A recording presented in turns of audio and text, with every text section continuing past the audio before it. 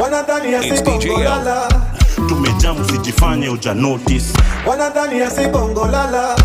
Tumejamu sijifanye uja notice. Mwambie punde umechoka sana. Giving notice that within the next 30 days, now 29 remaining, they are going to withdraw from the Kenya Kwanza Alliance.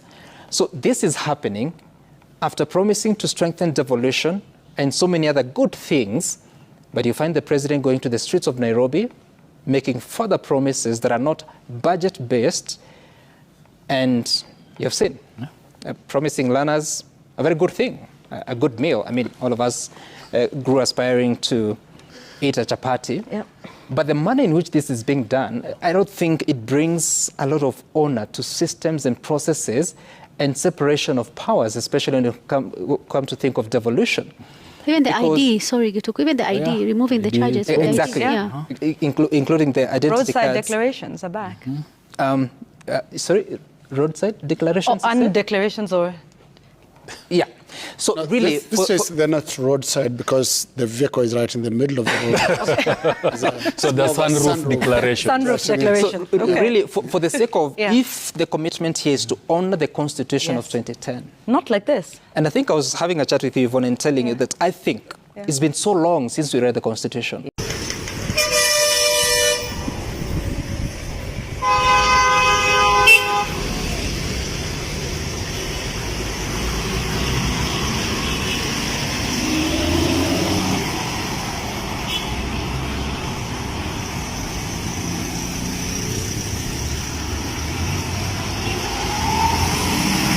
So this is news that's just in from Sudan, and we know what's been happening in the country with RSF.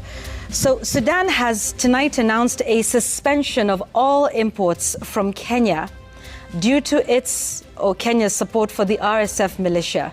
The Minister of Trade has issued a decision, and it's based on a cabinet resolution number 129 of 2024 that stipulates a suspension of all imports from Kenya through all ports, all crossings, airports and border crossings.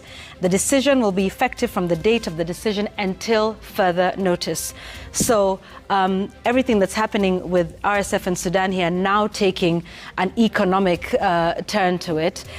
Just once again, that Sudan has announced suspension of all imports from Kenya across all borders and port crossings. That is effective, and that's been issued by the Minister of Trade. You will remember the RSF have spent the better part of February in the country putting together what they called some type of political union and coalition and solution to that, something that has raised eyebrows, not just in Kenya, but the world over. So that'll be a story to follow and see what happens between the two nations. Of course, are there when you are chairing a committee, and that is why no one was allowed to survive, at least in the Senate. Because they don't want them to sharpen their... They do not want that. They want Mount Kenya to be... they do not want anybody who is potent in Mount Kenya. And, I mean, it's a scheme. Okay. And although we are going to discuss it, even these packed manenos, actually, it is something that came for that particular reason. And that's why you hear Raila Amolo Odinga, whom I have a lot of respect for, saying that it is not him that went to President Ruto. It is President Ruto that went to Raila Amolo Odinga, and no less than the Honorable Raila Amolo Odinga himself has said that, because the interest of William Ruto is to see to it that there is impotence in leadership in Mount Kenya region, and this is something that he had always planned. And you know, there is that clip that goes around saying nyinyi hamna shida na Wakikuyu kama sisi, lakini nafika mahali unatafuta serikali kwanza ili serikali ikusaidie kutatua ile shida. That is what he did. He got the government to sort out the Kikuyu, the Mount Kenya region. And that is what is happening. Most of these things you are seeing here, they have nothing to do with the people. Okay. They have everything to do with the survival of President William Ruto and the killing of any leader, not killing per se physically, but the killing of any Mount Kenya leader that is springing. Okay. Yeah. By the way, do you know without Ruto's fight for Raila, he would be former Lang'ata member of parliament. And his title will end there. But Ruto spared no resources, spared no time to make sure that Baba became prime minister. And then they joined with President Kibaki. I agree with Jared that Ruto actually fought for Baba in 2007. But the way Ruto fought for Baba in 2007, if we started talking about it here, it would open a very big can of worms. How did he fight for Raila in 2007? Because then we will be looking at the post-election violence of 2007. And so he cannot just, praise Ruto here, he fought for Baba. It is true he fought for him, but how did he fight for him? And if Jared thinks that Raila has been a very good supporter of Baba and has done very good things for Baba, why didn't he vote for him? Because I'm sure Jared never voted for Ruto. So even as we reason here, as we do our submissions, we must not, sugarcoat even things that are very bitter if we were able to remove the cover, the wrapping. Yeah. Ziara ya Rais William Ruto eneo bunge la Lang'ata na Kibra Alhamisi ilianza kwa ajali iliyosababisha kifo katika eneo la Adams Arcade kwenye barabara kuu ya Ngong Road.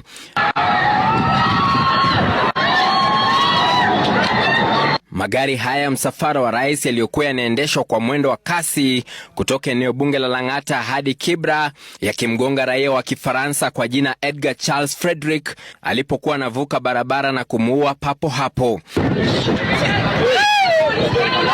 Mwili wake ukiachwa katikati ya barabara, magari hayo yakiendelea kukimbia kwa kasi kuelekea kwenye baadhi ya maeneo ambayo Rais William Ruto alitarajiwa kufika na kuzindua miradi ya maendeleo. Mwili wa jamaa huyo ambao awali ulipelekwa katika chumba cha kuhifadhia maiti cha City ukitolewa na kupelekwa kwenye makafani ya Lee jioni hii.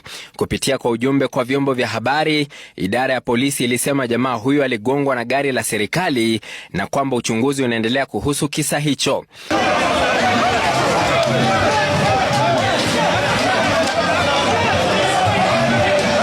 Haya yanajiri huku vurugu zikishuhudiwa katika shule ya msingi ya Yani Kibra.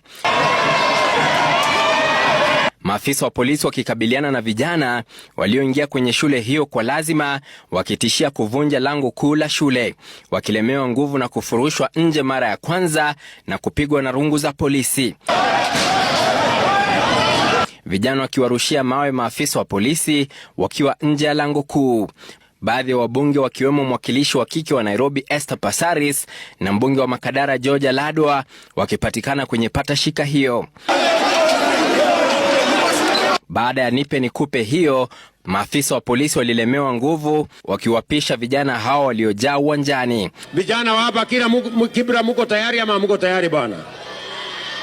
Ziara hiyo pia iliendelea kushuhudia visa vya kihuni, baadhi ya watu wakiporwa simu zao, jamaa huyo akiponea chupu kunyang'anywa baiskeli yake baada ya watu kupiga kelele. In fact, any MP who does not steal CDF, they will do a lot in their constituencies and they will always be elected back by the people. But a lot of MPs steal the CDF. I can assure you, even if you did an audit of Kiharu constituency, even if you are to send the Auditor General there, she will find that everything has been done. Well, you remember Didi Nyoro was a chairman of CDF for Rungu Kangata. And so long as you don't want to plunder public resources, I can assure you this country has a lot of money. It's only that it is stolen, beginning with the MPs at the CDF level. It is only that it is stolen at the national level. We have enough money in the country to build all the roads, to make sure that there are no road blockages. You know, when it's about to rain, you'll be surprised how our roads will become pools of, water. It's because of stealing. If people worked as honest as Dindi Nyoro, they will get very far. And if you have skewed anything, it will be on the record. It is in the Committee of Supply. It is in a ministry. You know which minister has been working in Kiharu.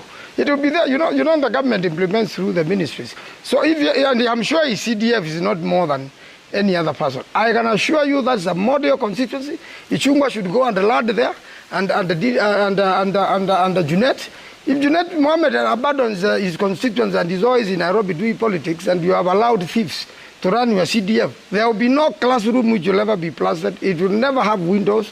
It will never have cabro and those sort of things. So it's doable, and I did it in Makueni, and it worked. And within 2 years, everybody could see every school has a new roof. It is workable. So let them not hide behind these politics of nonsense. Let them go and work in their constituencies. Well, even them, in fact, Junet Mohammed and the Chungwa are more advanced to skew development than any other member of parliament, if that were the practice.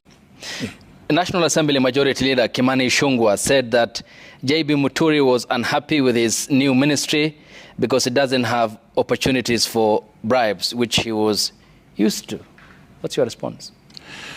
Well, Kimani Ichung'wah, I'm not too sure. Kimani Ichung'wah, I'm not too sure on whose behalf he speaks, because I doubt that he even speaks for the people of Kikuyu constituency. But if Kimani Ichung'wah believes that I was receiving bribes, the best thing for him to do is go and report to the relevant authorities for action to be taken against me. Remember, as Attorney General, I was principal legal advisor to government. And I've written many advisories on many subjects in this country. I'm surprised that he has not been able to produce any evidence of any advisory that he can argue that this is skewed. It shows that maybe there's something I was expecting. And you know, the Attorney General advises government. So ministries, departments, including county governments, do write to the Attorney General for opinions. It's not, you know, as Attorney General, I was not advising individuals like Kimani Ichung'wah. I mean, Ichung'wah, I would advise him quite, wisely to go and seek counsel from elsewhere. Anarchy. And lawlessness swept through the busy streets of Allsops in Ruaraka on Tuesday, happening as President William Ruto addressed residents in the nearby Mathare area. By Wednesday, the aftermath was evident. Shaken residents and business owners were still reeling from the chaos unleashed by opportunistic goons who seized the moment to rain terror. Walikuwa wanaenda kwa kundi around 70. Wanakuja duka yote yenye imefunguliwa na iko karibu na njia. Wanaingia, wanaiba watu vitu na wanapiga watu, unaona. Na pia walikuwa wamejiame kwa visu na shoka ile ndogo ndogo ya kupiga nayo watu. Wakaharibu kitu ya huyu jamaa. Hii troli, kuna troli ingine ilikuwa hapa, sio hii nyingine ameleta saa hizi. Jamaa alienda hasara hapa ni stock ya kama 3,000 yenye ilikulwa na hao vijana. Those who endured the attacks recounted harrowing ordeals, their voices still full of fear. Tulikuwa tumetoroka hivi tukashikiwa na huko. Mimi niko na simu. Hiyo ndio simu niko nao tu, mimi ni mwanafunzi bana. Nimeshikiwa na hapo, mimi niwapatia tu. Mimi sikuwa nataka kupigwa. Mimi niwapatia tu. Kuwapatia wakaniacha, wakakimbia na mbele. Sasa ilikuwa round 1. Wakaenda, wave ikatulia tena kidogo. Then round 2 sasa wakakuja lakini hawakupita hii barabara. Wave 2 wakapita ile barabara ya Diamond soko. Innocent passers-by and locals going about their daily routines found themselves targeted, attacked, robbed, or both. Mobile phones were snatched, small-scale traders assaulted, and their goods looted. Many businesses were forced to shut down in the wake of the violence. Mimi nauza socks, wengine wamekuja wananisukuma, mwingine ananipiga. Wengine wanachukua socks wanavaa kwa mikono, wengine wanavaa kwa miguu. Nauza viatu, kuna viatu walichukua, selected few. So it was a traumatizing thing. Even motorists on the Thika Super Highway were not spared. Caught in the melee, their vehicles were vandalized as the rampaging gangs wreaked havoc, leaving behind a trail of destruction and fear. Mwalimu wangu alikuwa ndani ya gari, but the goons were trying to steal from him inside the car because we normally park our car here. Lakini sasa he had to close the windows na akaruka nyuma ya gari akajificha hapo. Then all of a sudden mwizi mmoja alikuwa anatoroka akikimbia na huko chini, then akafumaniwa. Let me say in my case, I have written and sought to be excused from attending cabinet meetings until or unless the agenda of abductions in the country and extrajudicial killings is formally tabled before cabinet through a cabinet memorandum, so that the cabinet, as the highest decision-making body, is able to express itself and give the country the way forward with regard to those two issues of abductions and extrajudicial killings. I have sought to be excused for those reasons. Okay, so you are not indisposed, but the raison d'etre is because that must be addressed. Yes. Is that not gross insubordination of your role as a state official to fail in failing to attend cabinet? It is not insubordination when you seek to be excused. Let me say this. The cabinet of the Republic of Kenya is the highest decision-making body. Everybody in this country, from every corner of the Republic, is aware and in many cases discussing this issue of abductions and extrajudicial killings. I have written and said, if Cabinet of Kenya cannot express itself, debate and give a way forward on these issues, then it runs the risk of being condemned as being complicit or as condoning the abductions and extrajudicial killings. It is the highest decision-making body. It must give direction. I'm happy. The president on 27th of December in Homa Bay did say that he's going to end extrajudicial killings. In a way, acknowledging that those things were happening. What I expected, and I still expect, is that the president now should give direction or instructions, direct the relevant cabinet secretary to prepare a cabinet memorandum detailing those issues, because they are not simple. And you see, failure to discuss this, we run the risk as a country of normalizing these issues. And you never know what could happen. I mean, I just imagine, Ayub, look at what happened, what you have just shown on TV news. What happened after the meeting in Mathare yesterday? The police were nowhere. Innocent motorists were being robbed. Their vehicles being damaged. Innocent pedestrians were also being robbed. It's because with this silence, the silence by all of us not discussing and giving a way forward on this issue is going to give us that kind of result. I've just heard the same thing today. Yes. Having been reported around the area around Kangemi or thereabouts. I hope it is not true, because then this thing is mobbing up into something extremely dangerous for this country.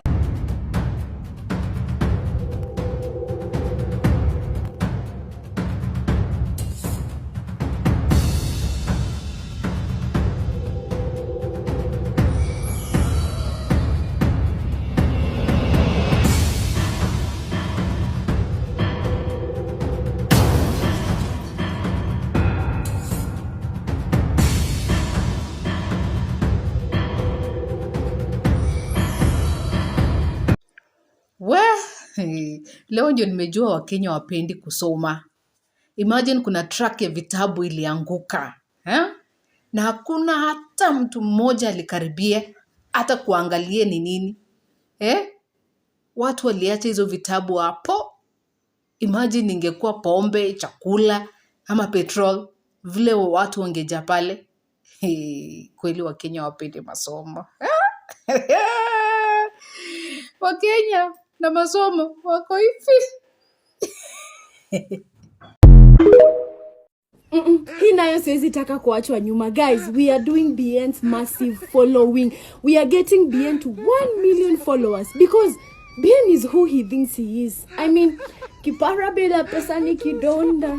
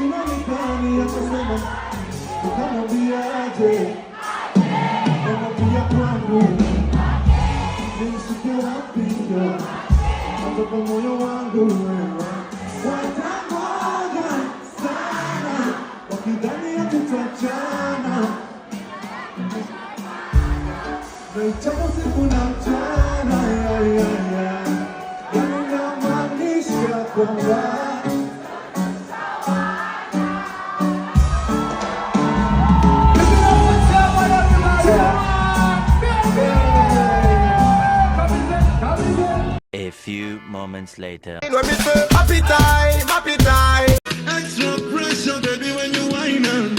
Extra, you're killing Barasa. the boy. I say you're killing the boy now. Extra, you're killing the boy. Barasa. Listen, I had to put my life on pause.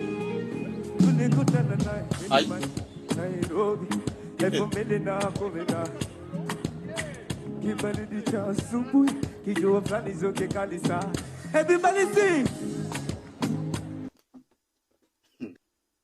Unaimba live na unafunika microphone namna hii, halafu na compete na BN. Makosa. Ukikompete mtu yeyote mwenye ana compete na BN kuimba live, rule number 1, njoo kwenye mazoezi yake umtazame anavyoimba na live band, anavyoshika kipasa sauti. Rule number 1. Rule number 2, muangalie movement zake kwenye stage. Professional movements, international movements. Sasa wewe unakuja kwa stage unaruka kutoka kule mpaka pale ni kama grasshopper. Na BN anashika microphone namna hii, sauti unaisikia. Mnyama anafanya unyama. Alafu mwingine anakuja anafunika vocal namna hii. Unaimba live na unafunika mic, unaimba live na unafunika microphone.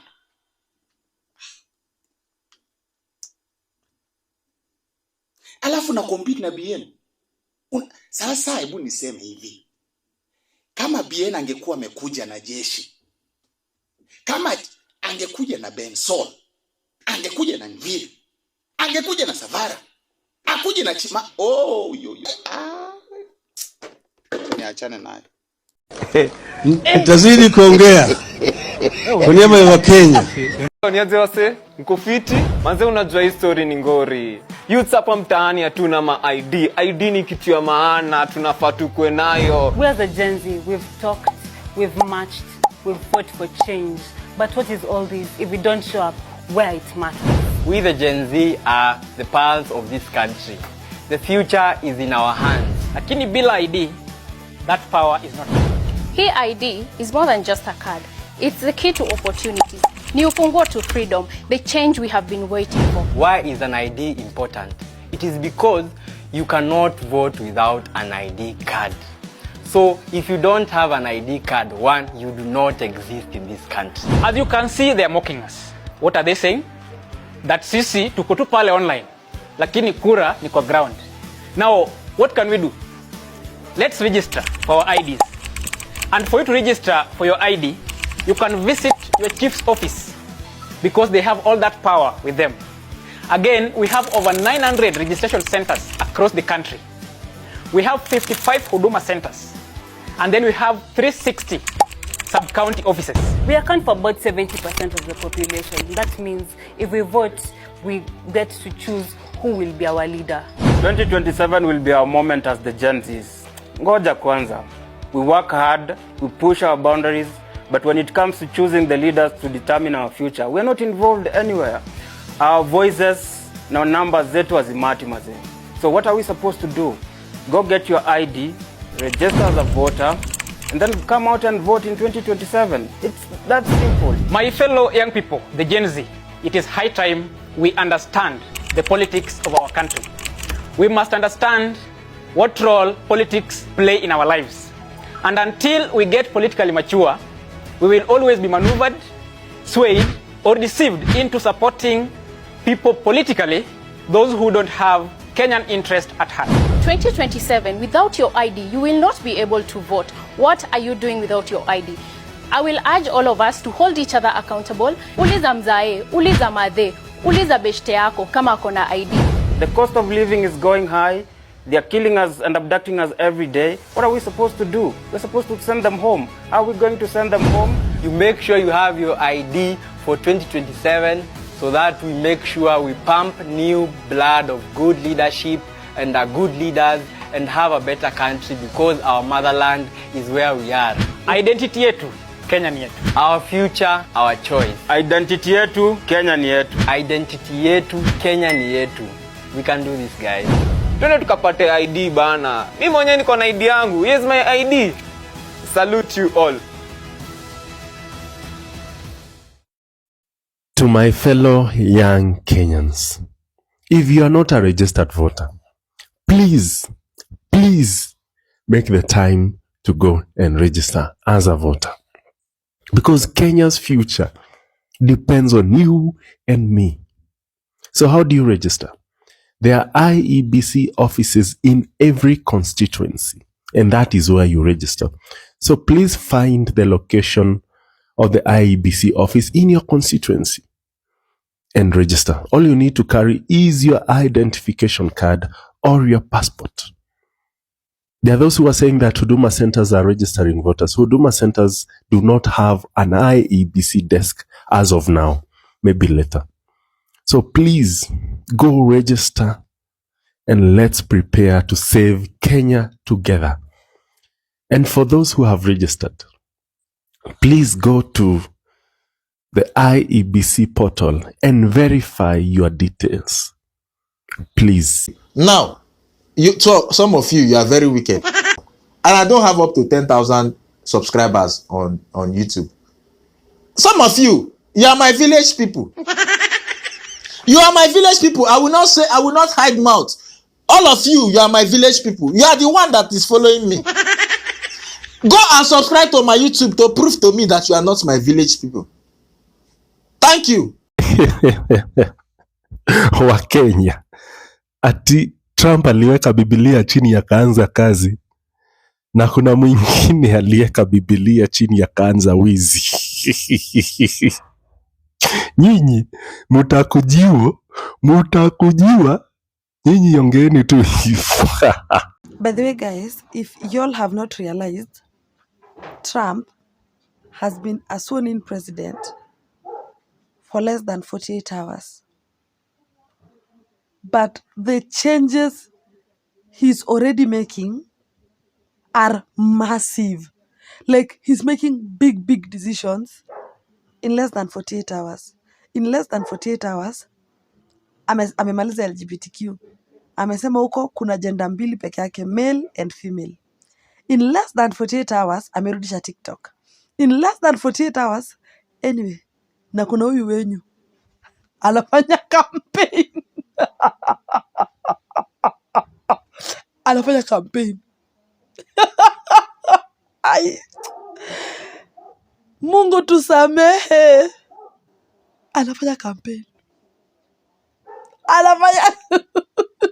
Hey. Mheshimiwa William Ruto, wewe ni mwizi. Msaidizi wako ni mwizi. Na lazima tunaomba kwamba Mheshimiwa William Ruto omba wa Kenya msamaha. Omba wa Kenya msamaha kwa sababu ya yale maovu ambayo uliyafanya na Wakenya wanaumia. We will not tire. We will not be scared. Tuko tayari. Polisi wajitayarishe mpaka jioni. Ni kukimbiana hapa na pale. Wanasa Kwame. Wanasa ai. Wanasa Wololo. Wanasa Enda pole pole. Cool down.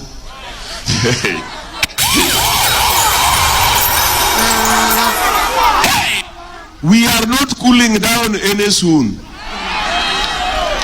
In fact, it might get hotter.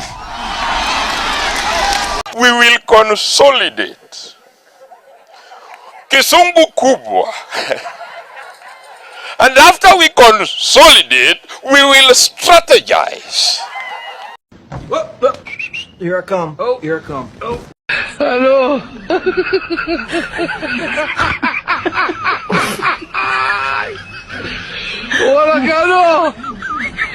And don't buy into the political rhetoric of trying to divide you into tribes. Yes. Our problems are not tribal. There is no Kikuyu problem, there is no Kalenjin problem, there is no Luo problem, there is no Somali problem. There is no Kamba problem. Yes. Chief share knows no tribe. The university funding model knows no tribe. Yeah. Joblessness knows no tribe. All these problems that we point out, they do not know any tribe.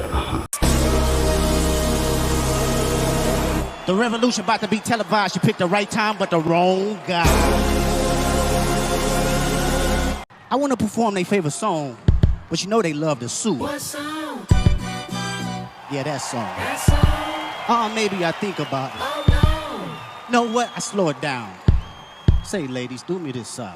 Ooh. Kusambaza hiyo message. Thank you. Fagia? What? I'll take it to all the corners. You take it to the entire nation. Yes. Eh? Yes. It is a very solid car. Thank you, sir. Ndugu yangu, God bless you. Fagia wote. Kazi yangu. Asante. Ndugu yangu. Good luck, my brother. Thank you so much. Good luck. Good luck. All the best. Thank you, sir.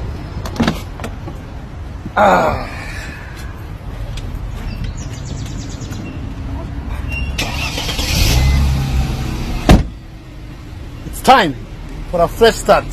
Tunafagia wote. Your Excellency. Aya, alafu matopare. Okay, matopare. Matopare. Topa. Matopare. Matopare. Topa. Tazidi kuongea kwa niaba ya Wakenya. She asked me, baby, where you from? I told her, Kenya.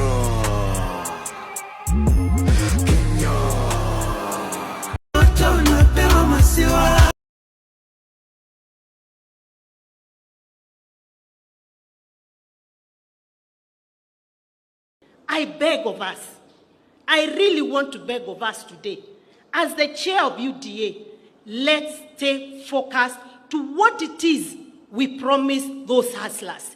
Because if we don't deliver, those hustlers will send us out of power, and they'll send us with vengeance. So let us talk about roads, electricity, education, health, types. Let's tone down on the politics. It is not healthy. It is not healthy. It is the wrong time. Kuna nchi inaweza sikia kuchukua William Ruto. Wanaweza mchukua kwa sababu sisi wananchi, we don't need him. Ametuchosha. Ama nyinyi mjachoka? Mjachoka na Ruto? Ule mtu anataka kuchukua William Ruto, you can take him for free, take Wetangula for free, take Mudavadi for free. Tunawapea hizo takataka zote waende waongoze if they are good to you. Majenzi mko? Kazi mnafanya kwa mtandao ni mzuri sana. Na tunapongeza nyinyi. Na muendelee. Mtaendelea. Lakini mtandao peke yake haitoshi. Tunataka mjiandikishe kama wapiga kura. Wale watu ambaye watakomboa Kenya hii wenye kuamua Kenya itaongozwa namna gani ni hao majenzi wetu mwaka wa 2027. Lakini hamwezi amua Kenya itakaa namna gani kwa simu peke yake. Lazima mchukue vitambulisho, lazima mjiandikishe kama wapiga kura.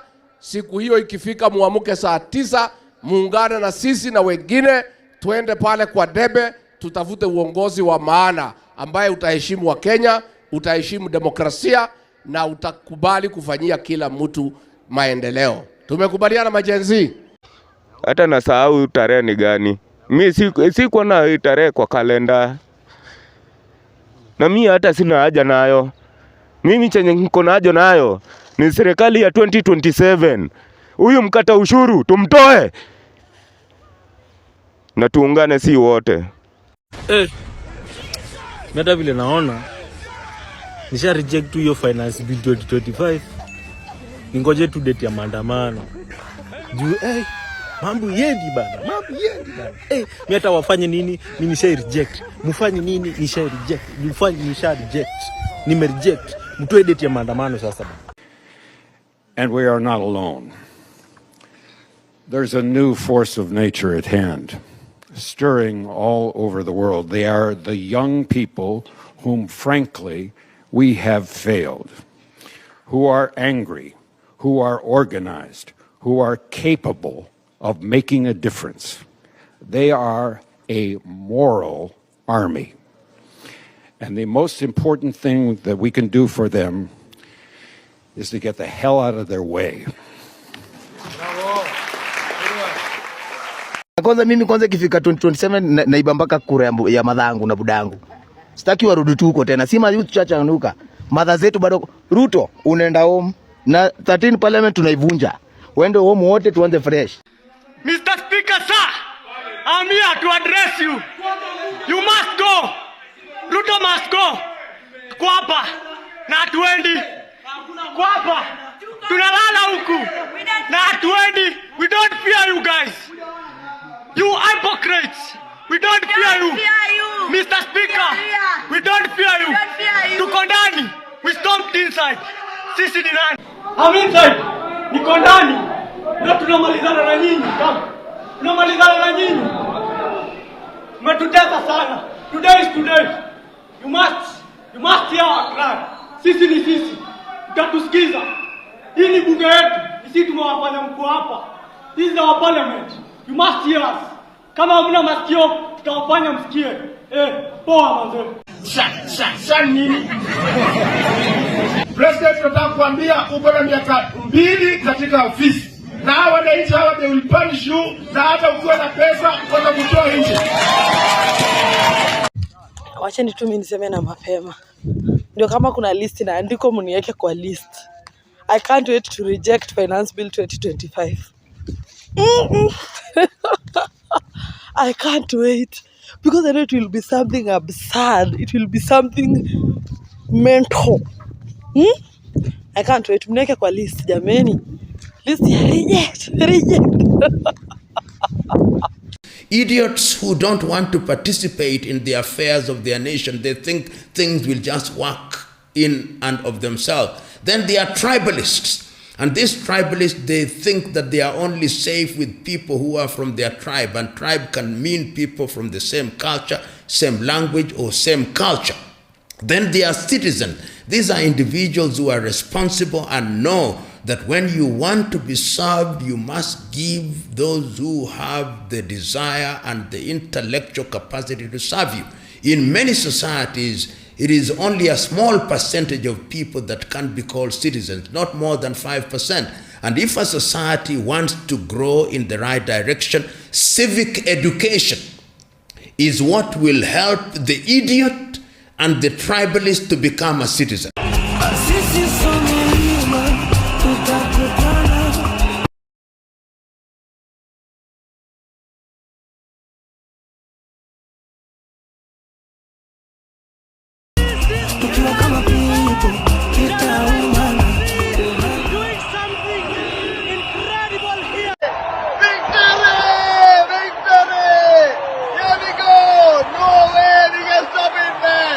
That's it! That's Ruaraka! Come on,